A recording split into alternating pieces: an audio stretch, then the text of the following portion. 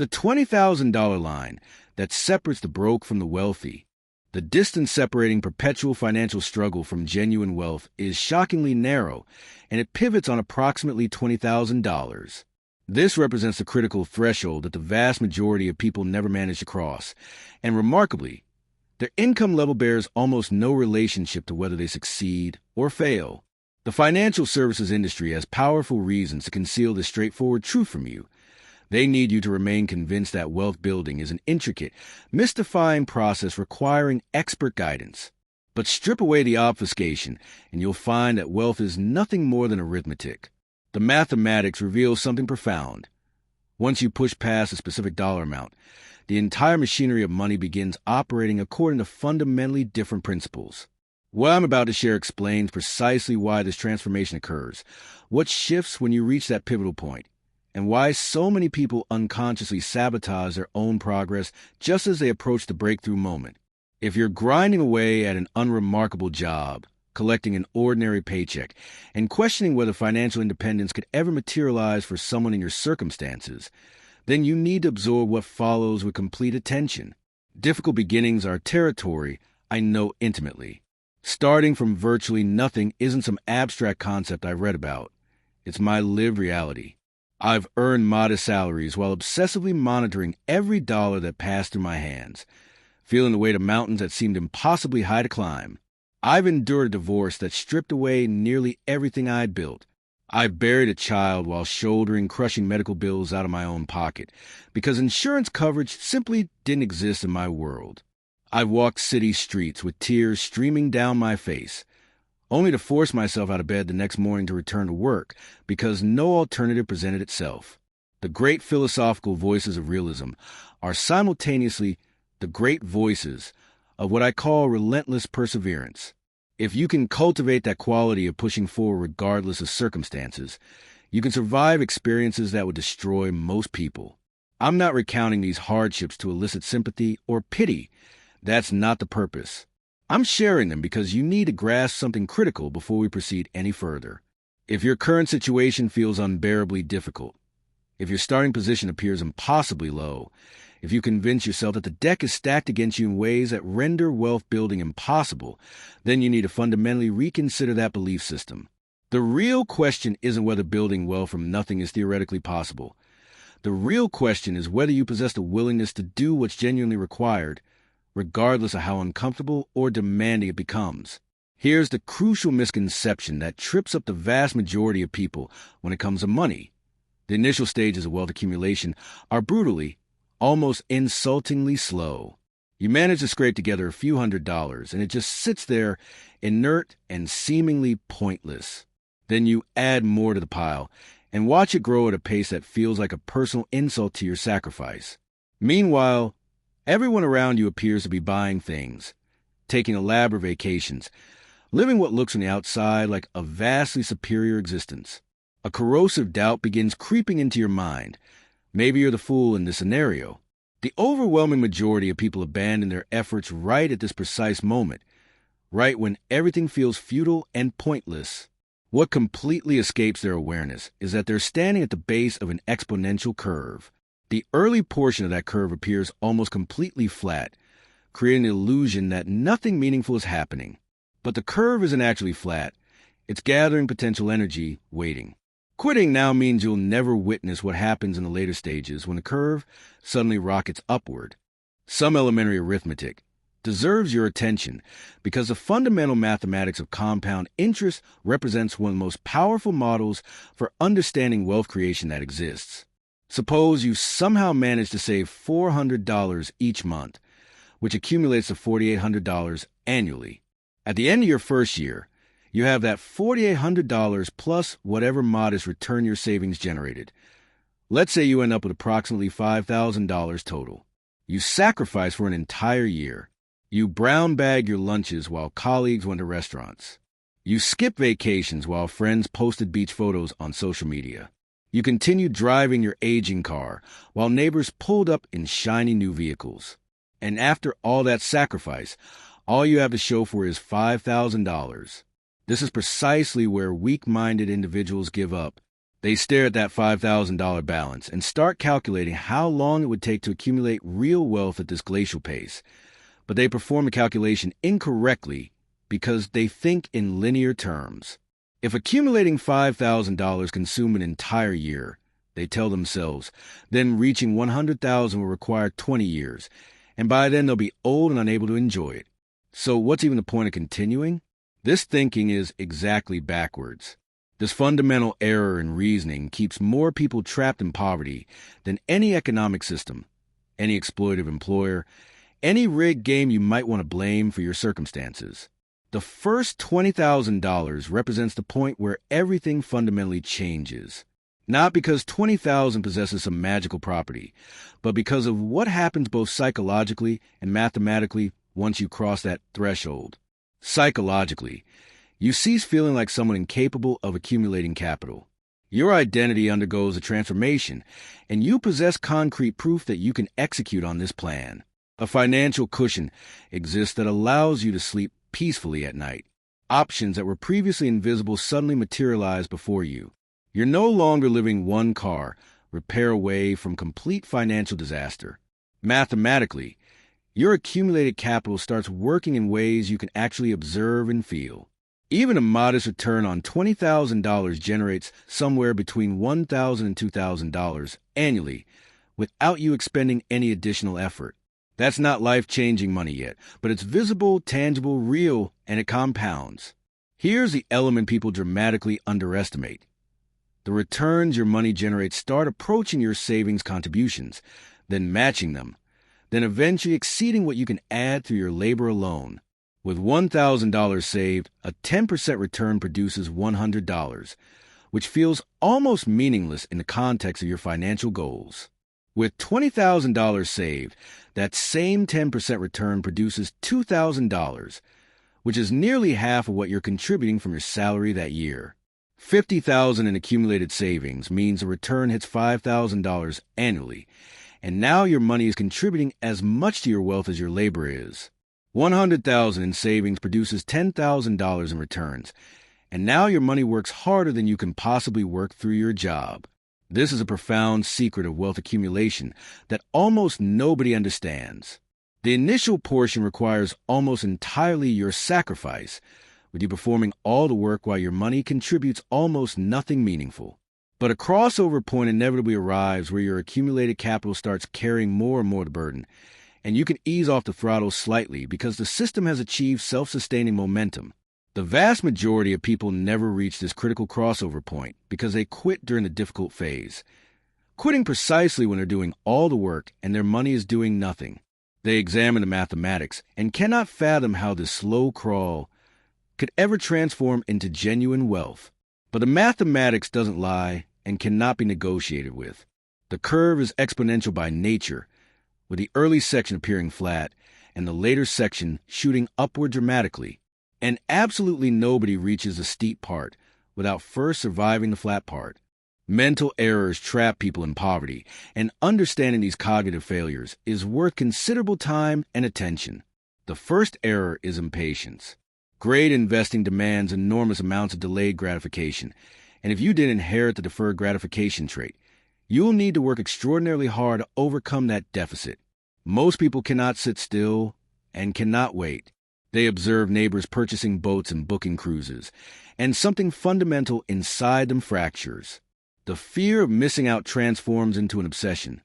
So they spend their seed capital to feel better in the present moment, thereby guaranteeing their poverty in the future. The arithmetic of patience is unforgiving. In the early years, you're depositing $400 monthly and watching your account grow by tiny increments while the world around you screams at you to spend. Advertisements bombard you thousands of times daily. Your co-workers enthusiastically discuss their new cars. Social media feeds you carefully curated images of people living lives you cannot currently afford. Something in the human brain interprets all of this as evidence that you're falling behind, that your sacrifice is pointless, that you should just enjoy life now because tomorrow isn't guaranteed anyway. This is where the vast majority of wealth-building attempts die. Not from catastrophic investment failures, not from market crashes, but from the simple inability to wait. The person who could have been wealthy at 60 is broke at 60 because they couldn't tolerate being less flashy than their neighbors at 35. Consider Mozart, who became the most celebrated composer in the world, creating music that will be performed for centuries. Yet Mozart was utterly miserable most of his life for one simple reason. He always overspent his income, regardless of how much he earned. He died broke. Here was a man with gifts that appear once in a century, earning substantial sums for his era. None of it mattered because the money departed faster than it arrived. If Mozart couldn't get away with this behavior despite his extraordinary talents and income, what makes you think you can? The uncomfortable truth is that your income level has almost nothing to do with whether you build wealth. High earners go broke constantly because they simply scale up their spending to match or exceed whatever they bring in. A person earning $50,000 who saves $5,000 annually will end up wealthier than a person earning $200,000 who saves nothing. The arithmetic doesn't care about your job title or your tax bracket. The second error is envy. The world isn't driven primarily by greed, but by envy, and I've watched envy destroy more financial plans than any market crash ever has. You have a solid plan. You're saving money consistently. You're making measurable progress. Then you see someone else getting richer faster than you. Suddenly your plan feels inadequate, insufficient, embarrassing. So you start taking stupid risks to catch up, spending money to prove you're not falling behind, destroying yourself trying to match people who might be destroying themselves too. What makes envy particularly insidious is that it attacks people who are actually succeeding. You don't need envy to destroy someone with no plan and no discipline. Those people will fail anyway. Envy reserves its worst damage to the person who is executing everything correctly until they look sideways and saw someone else pulling ahead. The neighbor with the new car might be financing it at 18% interest. The colleague who just purchased a bigger house might be one layoff away from foreclosure. The friend who seems to be getting rich quick on speculative investments might be about to lose everything. You don't know their real situation, but envy doesn't care about reality. Envy only sees the surface, and the surface is deliberately designed to deceive. Someone will always be getting richer faster than you, and this is not a tragedy. The tragedy is allowing that fact to derail your own progress. Envy stands out as a remarkably stupid vice because it's the only one where you could never possibly have any fun. With gluttony, at least you get to enjoy the meal. With lust, at least some pleasure is involved. But envy just leaves you sitting there feeling miserable about someone else's success, getting nothing out of it except misery, making it a complete waste of emotional energy. Consider what envy actually accomplishes. It makes you feel terrible. It pushes you toward catastrophic decisions. It poisons your satisfaction with your own progress, and it gives you absolutely nothing in return. Every other vice at least offers some temporary pleasure, some momentary satisfaction. Envy offers only pain, and you inflict it entirely on yourself. I conquered envy in my own life many years ago. Nobody gets my envy anymore, and I don't give a damn what somebody else has. This mental shift alone is worth millions of dollars over a lifetime. When you stop measuring yourself against others and start measuring yourself against your own plan, your own goals, your own timeline, the psychological pressure evaporates. You can watch someone else get rich without feeling diminished. You can stick to your strategy without second-guessing every decision. You can enjoy your own progress without constantly comparing it to someone else's highlight reel. Most people have a very small circle of competence, but pretend it's much larger than it is, which leads them to make investments they don't understand, take jobs they're not suited for, and start businesses in industries they know nothing about. Then failure surprises them. Stay inside your circle, master what's inside it, and slowly over time expand it through learning. What happens after crossing the $20,000 threshold, then the $50,000 threshold, then the $100,000 threshold is worth examining carefully. Getting to the first $100,000 from a standing start with no seed money is the most difficult part of building wealth. Making the first $1,000,000 is the next big hurdle, and doing that requires consistently underspending your income. Getting wealthy resembles rolling a snowball, and it helps to start on top of a long hill. Starting early and trying to roll that snowball for a very long time is the approach, and living a long life helps enormously. For me, building wealth came through a combination of legal work, real estate development, and eventually investment partnerships. A partnership with a friend on real estate projects began with each of us putting in $100,000 on our first deal, and those apartments sold at a profit that returned $500,000 to each of us. 5 real estate projects total came and went, and then I stopped. When it was over, $1.4 million had accumulated from those deals alone. Within a few years of doing both law and real estate side by side, the total reached $3 to $4 million. The point isn't that you should do exactly what I did. The point is that once you have capital, opportunities appear that are completely invisible to people without capital. Partnering on deals becomes possible. Investing in businesses opens up. Taking calculated risks that someone living paycheck to paycheck cannot even consider becomes an option. Capital attracts opportunity, and opportunity generates more capital. The rich get richer not because the system is unfair, but because having money allows you to make more money. Your job is to get enough capital to enter that virtuous cycle, and $20,000 is where that cycle begins to become visible. Patience is where most people fail even after they start building capital. The big money is not in the buying or the selling, but in the waiting. Most people cannot wait because they want to trade, want to feel active, want to believe they're doing something productive. Buying and selling constantly follows, along with paying fees and commissions, paying taxes on short-term gains, and interrupting the compounding process that would have made them wealthy if they had just sat still. Sitting on your ass means paying less to brokers, listening to less nonsense, and if it works, the tax system give you an extra 1, 2, or 3 percentage points per year. That extra few percentage points from doing nothing might not sound like much, but over decades, it's the difference between comfortable wealth and life-changing wealth. The first rule of compounding is never interrupt it unnecessarily. Every time you sell an investment that's working, you pay taxes. Every time you pay taxes, you have less capital compounding. Every time you have less capital compounding, you end up with less money at the end. Simple arithmetic governs all of this, but people keep getting it wrong because they can't sit still. Something might be going through your head right now that needs to be addressed directly. You might be thinking that this all sounds reasonable, but the world has changed and it's harder now than it used to be. You're right. It is harder now. More competition exists, and the opportunities from decades ago don't exist in the same form today. Getting rich will be harder for the present generation because there's more competition, and you have to get better and better or you will lose. But harder is not impossible. Harder just means trying harder and working harder. The fundamental arithmetic of wealth hasn't changed, and compounding still works the same way. The psychology of success hasn't changed either. Patience, discipline, and continuous learning still work. The people who will build wealth in this generation will be the ones who accept that it's harder and do the work anyway.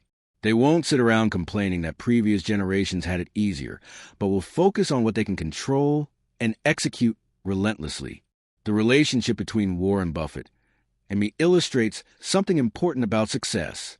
Figuring out early in my career which people I admired was the first step. Maneuvering cleverly without criticizing anybody, so that I was working entirely under people I admired followed naturally. Your outcome in life will be way more satisfactory and way better if you work under people you really admire. When I met Warren Buffett in 1959, recognizing immediately that here was someone exceptional came naturally. We shared ideas about business, finance, history, and investing, and we both held this fundamental belief that the world works better when you make your relationships mutually beneficial. Learning early that the way to get a good partner is to be a good partner was something we both did. These are very old-fashioned ideas, and they worked fabulously well. Warren persuaded me to leave the law practice at the earliest point I could afford to do so, which was a significant influence on my life. Becoming a full-time investor was already on my mind, but he pushed me to it. Working hard for many years to build up a career as I had done in law, and then deliberately destroying that career to start something new isn't easy. That would have been much harder without Warren's influence. The lesson here is simple. Find people who are going where you want to go, who operate with principles you respect, and figure out how to be useful to them. Your network is not about collecting business cards, but about building genuine relationships with people you admire where both sides benefit. That's how real opportunities emerge.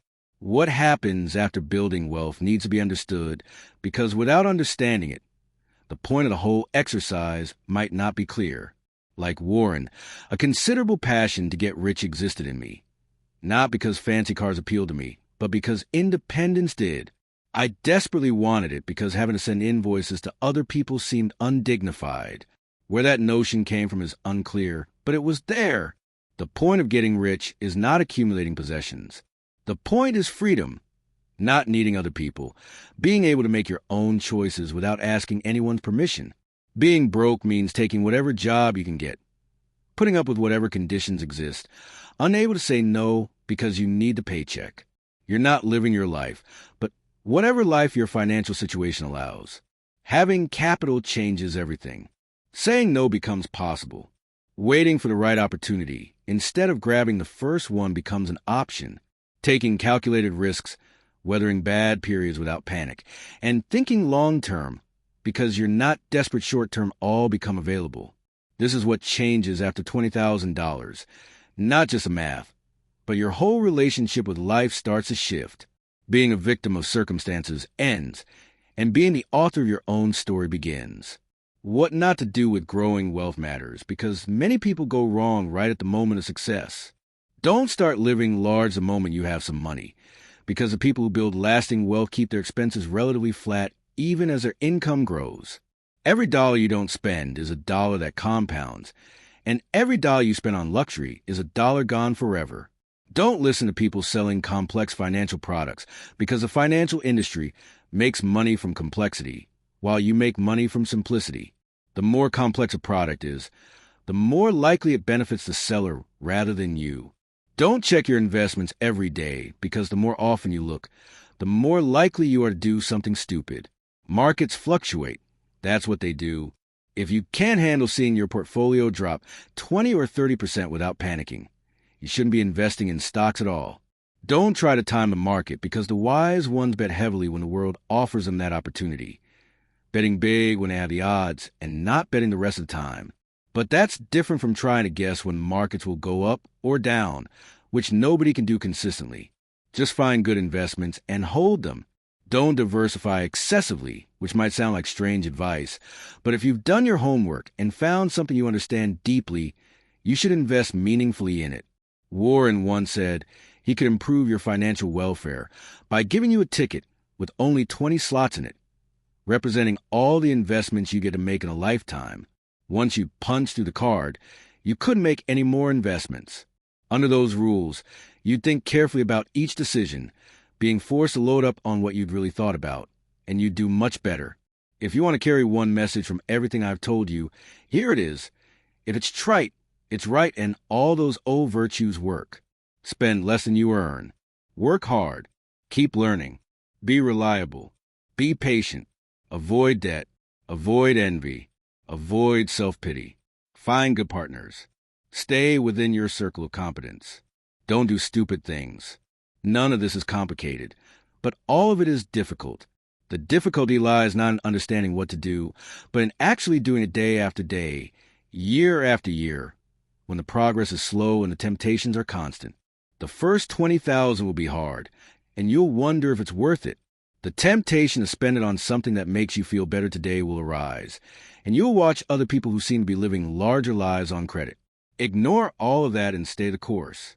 Because once you cross 20,000, something starts to shift. Proof that you can do this exists. Your money starts earning enough that you can see it, and the psychology of scarcity begins to lift. Then comes a push toward 50,000, and your money contributes meaningfully to its own growth.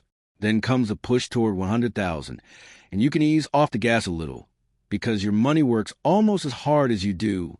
And beyond that, the curve steepens dramatically. Your money works harder than you ever could, and financial freedom waits. But none of it happens without surviving the flat part of the curve. None of it happens without crossing that first $20,000 threshold. Understanding both the power of compound interest and the difficulty of getting it is the heart and soul of understanding a lot of things. Now you understand. And the question is what you could do about it. If anything you really want to accomplish exists, don't wait. Time is the essential ingredient in compounding, and every year you delay is a year of growth you'll never get back. Start now. Save something. Avoid stupidity. Keep learning. Be patient.